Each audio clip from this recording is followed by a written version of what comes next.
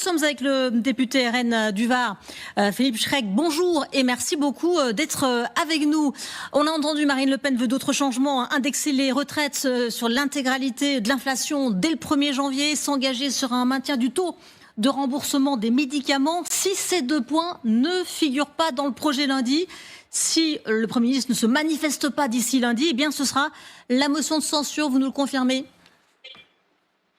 Oui, bonjour, ce sera effectivement la motion de censure ou le rejet du texte, selon que l'on passe au vote ou qu'il nous est proposé un 49-3. Depuis 2 mois, nous ne varions pas sur nos exigences face à un budget qui n'est pas un budget d'économie, qui est un budget de mutilation du pouvoir d'achat des Français. Et ça, nous ne l'acceptons pas plus aujourd'hui qu'il y a quelques semaines.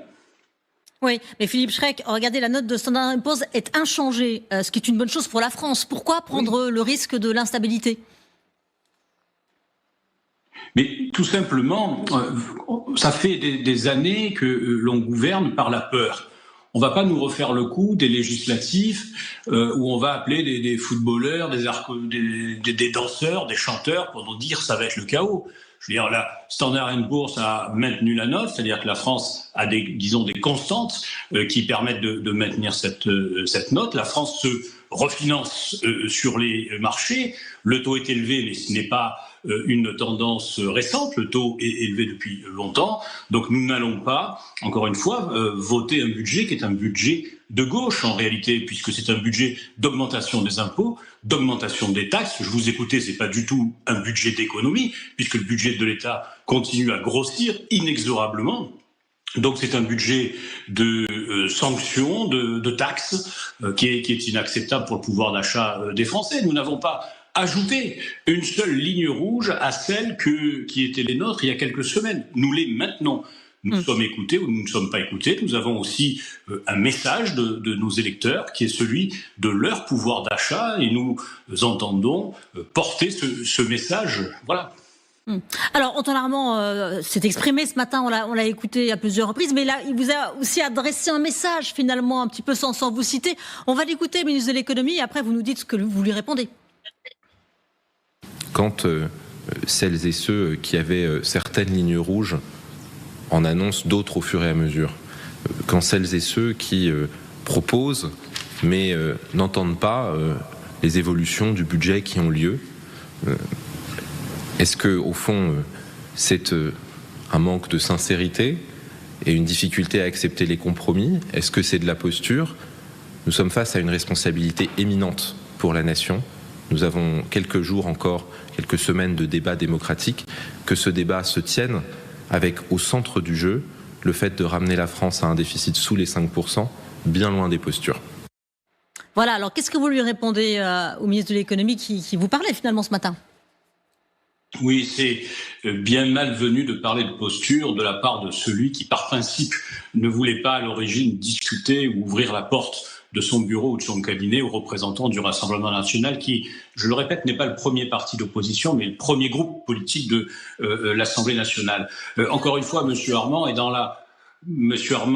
la droite ligne d'une dialectique que l'on connaît depuis des années, qui est de gouverner par la peur, par la menace. Moi, je lui propose une chose, qu'il fasse des vraies réformes structurelles, qu'il fasse des vraies économies, et au lieu de gouverner par la peur, qu'il gouverne par le courage.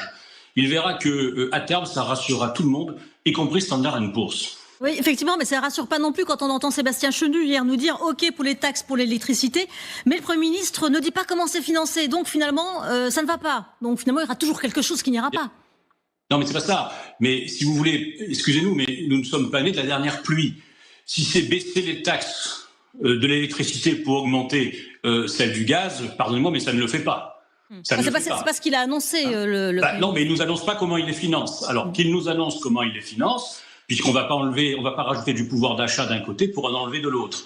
Qu'il nous explique comment il les finance, qu'il nous les explique simplement, et puis on passera au troisième autre ligne rouge, et le volet électricité au grand intérêt des Français sera réglé, en tout cas pour le budget 2025. D'accord, donc vous attendez encore des explications de la part du Premier ministre. Mais où est-ce que vous allez trouver le manque à gagner, 3,4 milliards de manque à gagner finalement, puisqu'on recule sur les taxes de l'électricité. Qu'est-ce que vous avez proposé, vous, au Premier ministre ? Bien, nous proposons ce que Marine Le Pen lui a proposé lundi dernier lors de son entretien avec le Premier ministre, où elle lui a remis un document qui est quelque chose d'argumenté. Alors les pistes sont nombreuses, enfin des économies, diminution de la contribution à l'Union européenne puisque nous sommes des contributeurs totalement positifs, on peut réduire, jouer sur l'aide médicale d'État dans le moment où on refuse, où on aggrave le remboursement ou le non-remboursement des médicaments aux Français. Nous avons proposé l'équivalent de 14 milliards de pistes d'économie en jouant sur le budget de la France. Ça encore, c'est dans les mains du Premier ministre depuis quasiment un mois, depuis l'étude de la loi de finances à l'Assemblée nationale. Frédéric Delpech a une question pour vous. Alors soyons assez précis. Qu'est-ce que vous attendez ce week-end du Premier ministre ? Qu'il cède sur quel point précis, à partir duquel vous pourrez dire finalement on ne vote pas la censure ? Bien, les points, encore une fois, sont connus, qu'il nous confirme ce problème de hausse de l'électricité qui est scandaleux. Parce que je répète que les Français, depuis 3 ans, sont traumatisés par la hausse du coût de l'énergie, qui est une hausse artificielle, et dès lors qu'elle diminue, on nous dit tiens, ça tombe bien, le coût de production diminue, donc on rajoute de la taxe. Donc déjà, il faut que ce schéma soit définitivement, et ce dossier soit clos. Le deuxième est celui de l'indexation des retraites. Celles-ci doivent être indexées. Le troisième point qui concerne directement le PLFSS que nous allons aborder lundi est celui du déremboursement. Stop au déremboursement, on ne bouge pas plus. Le quatrième point est le problème des charges des entreprises sur les bas salaires. Encore une fois, mettons-nous à la place d'un retraité qui a une petite pension. Qu'est-ce que on lui promet au 1er janvier ? Cette petite pension, elle sera pas indexée. Puis il paiera 15% de plus d'électricité. Puis ces médicaments dont il a besoin, parce que quand on est retraité statistiquement, on a plus besoin de médicaments, seront déremboursés. Eh bien, ça fait trop, ça fait beaucoup trop. Donc nous sommes là pour les Français, leur pouvoir d'achat. Donc voilà les 4 propositions qui, me semble-t-il, mais c'est pas un scoop, c'est connu. Nous travaillons depuis 2 mois à dossier ouvert. Voilà nos 4 propositions pour faire en sorte effectivement de ne pas censurer Monsieur Barnier, son gouvernement, ou de ne pas voter contre éventuellement le PLFSS dès lundi.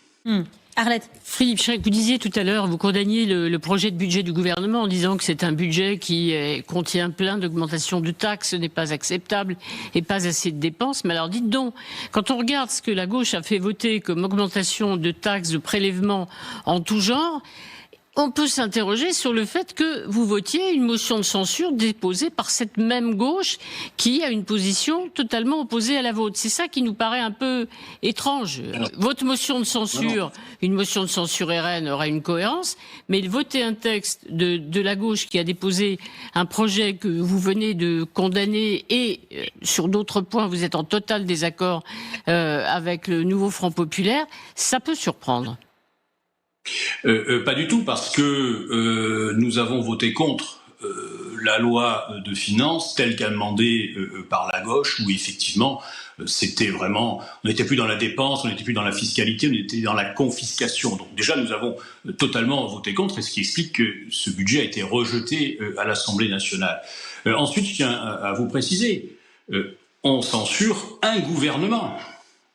On n'approuve pas une motion de censure et son texte. La question, et c'est constitutionnel, c'est censurez-vous, oui ou non, le gouvernement ? C'est la différence que nous avons avec la gauche. Nous sommes cohérents avec nos idées. Censurer le gouvernement, ça ne veut pas dire approuver le nouveau Front populaire. Ça veut dire désapprouver le budget, notamment par 49.3, fait par le gouvernement. C'est des choses bien différentes. Merci beaucoup Philippe Schrek d'avoir réagi sur LCI cet après-midi. Merci beaucoup à vous. Un petit coup d'œil quand même à ce sondage qui est sorti hier, Toluna Harris pour LCI. C'est vrai qu'on pourrait poser aussi la question aux Français, de quoi ont envie les Français, est-ce qu'ils ont envie de stabilité ou pas, mais il y a 53% des Français qui seraient favorables à une motion de censure.